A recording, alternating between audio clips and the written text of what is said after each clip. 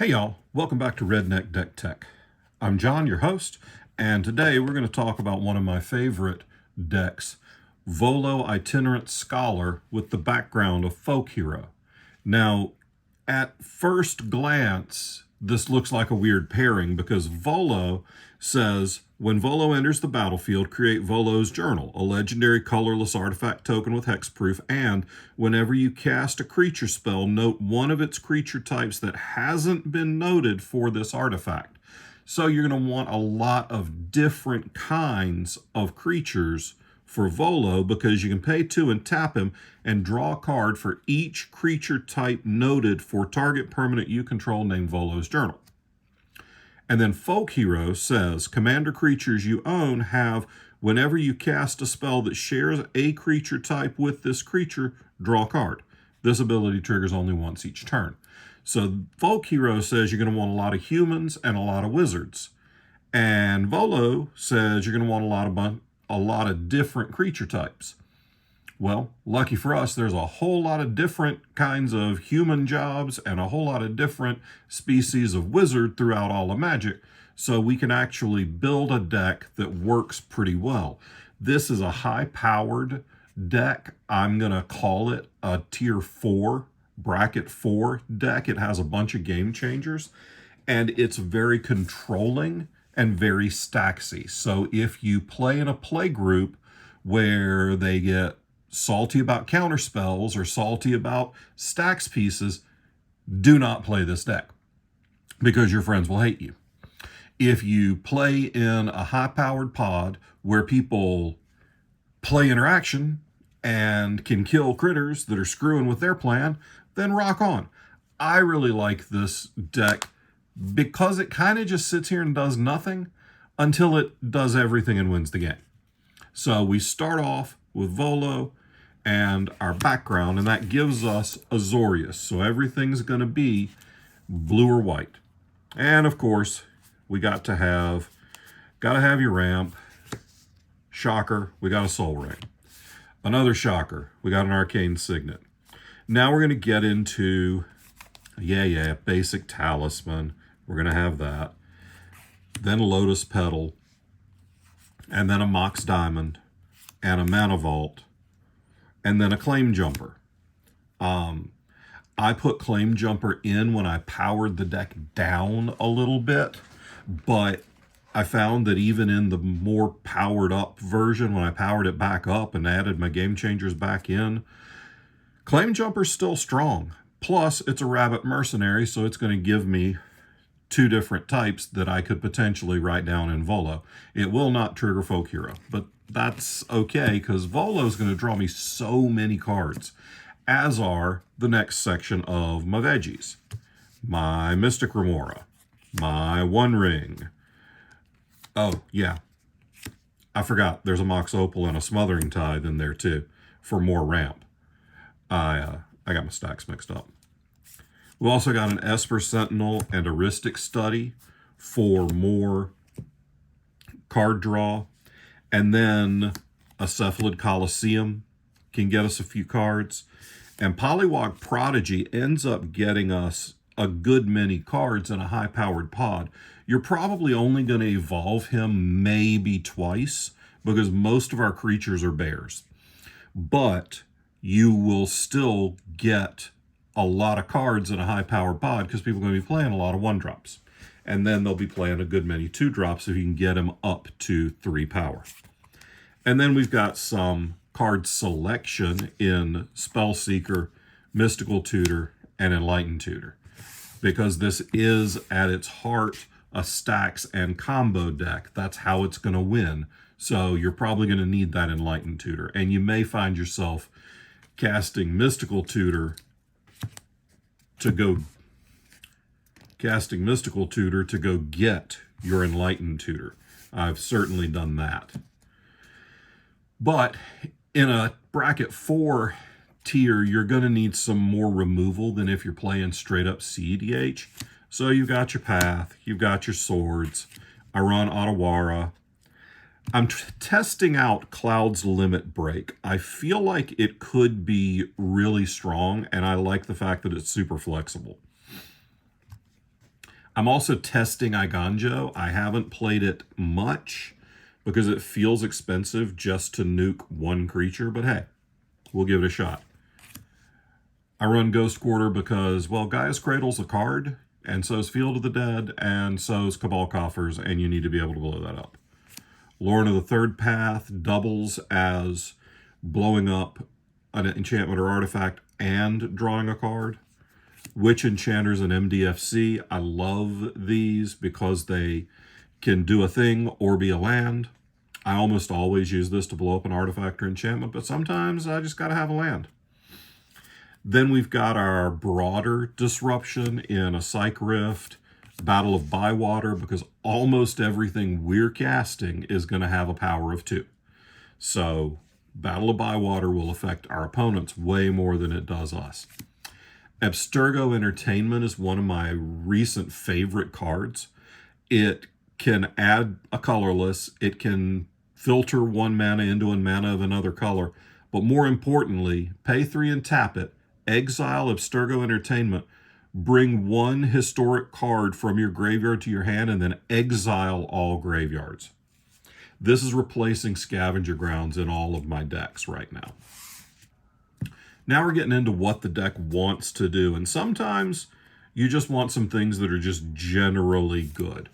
Copy Artifact and Gilded Drake are just good cards that get you either a copy of your opponent's best thing or just gets your opponent's best thing and leaves them with a 3/3. Mockingbird can get you an opponent's best creature, and so can Phantasmal Image. But we are a combo deck, so we're going to have backup for our stuff. That's going to mean we're going to need our counterspells. We're going to need Force of Negation. We're going to need Force of Will. I'm running Offer You Can't Refuse and Swan Song. I'm running Permission Denied and Dovin's Veto. I'm running Mana Drain and Sink into Stupor. You'll notice there's no Fierce Guardianship. You could absolutely swap out Fierce Guardianship for any of the low CMC cards that I'm running in the Counterspell package. I just didn't have another one, and my copies of Fierce Guardianship are already in other decks.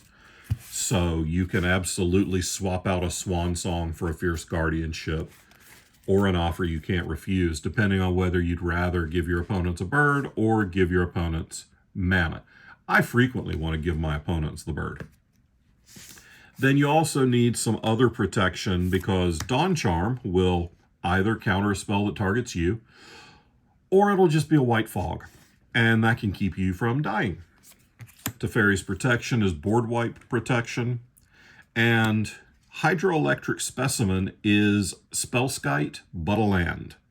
So I really like this as just kind of an out of nowhere save my commander kind of thing.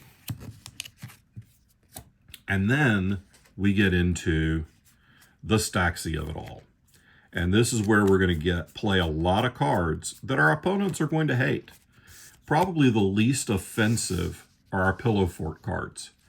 Ghostly Prison and Propaganda are really important in this deck, because otherwise you're going to die. You're going to die fast.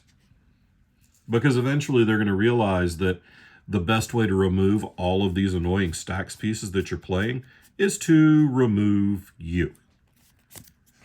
Drannith Magistrate is probably the most offensive card that you'll be playing. People hate Drannith Magistrate. I hate playing against Drannith Magistrate just as much as I hate playing against Grand Arbiter Augustin IV.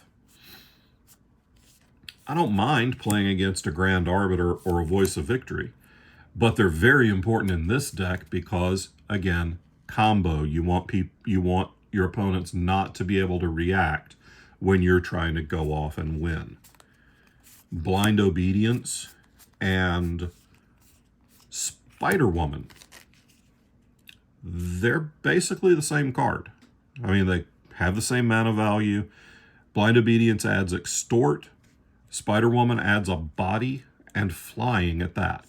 So for 2 mana, you're just slowing down your opponents. And at the higher power pods, it's not so much about slowing down creatures with haste as it is slowing down treasure creation. Because when treasures come in tapped, it makes your opponents wait a whole turn cycle to use the treasures that they just found some way to cheat.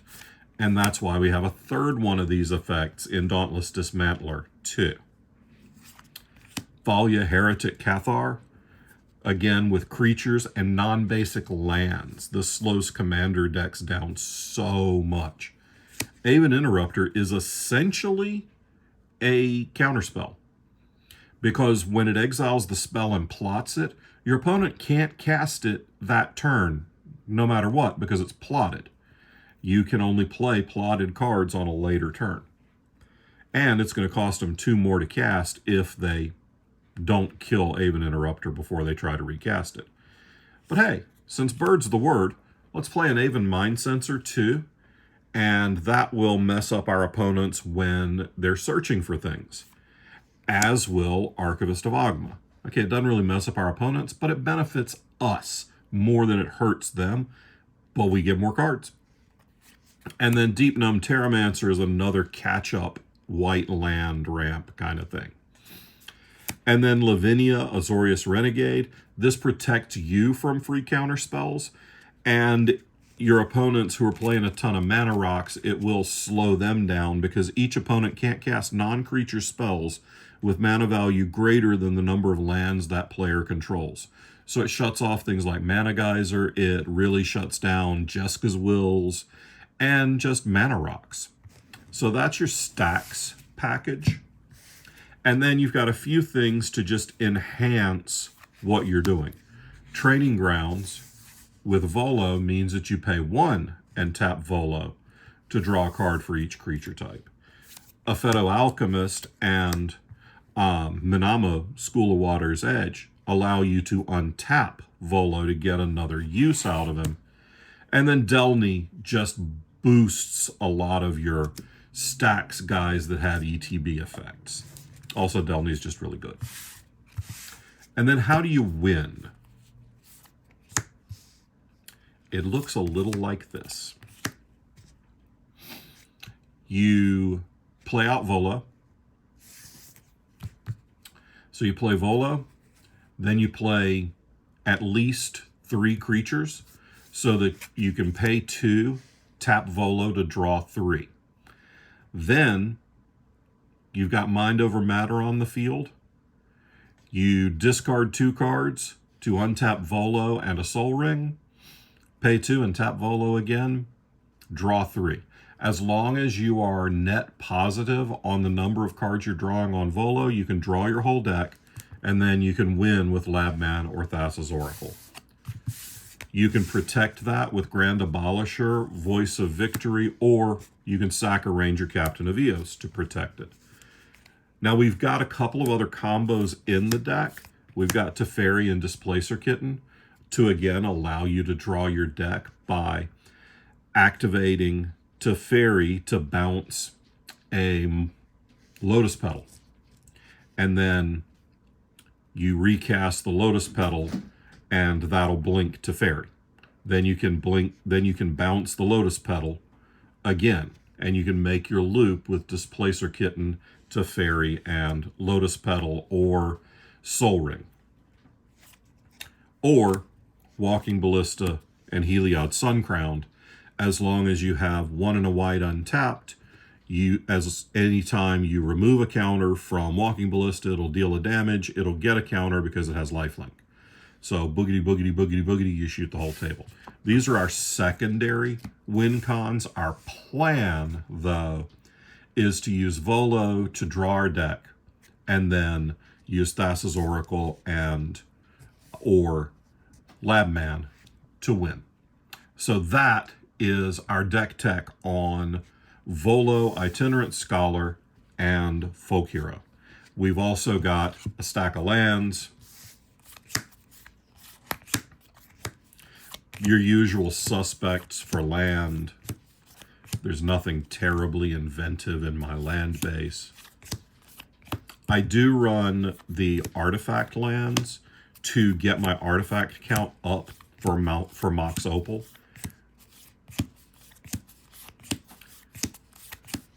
but otherwise, that's the only mildly interesting thing in my mana base. I'll post the deck list in the comments, and y'all can let me know what you think about my Staxy boys in the comments. So thanks. If you have stuck around this long, please give us a like, a subscribe, and tell me something you want me to build, because I only cover decks that I have built in paper. So let me know what you're interested in seeing, and I'll try to work it out. Bye.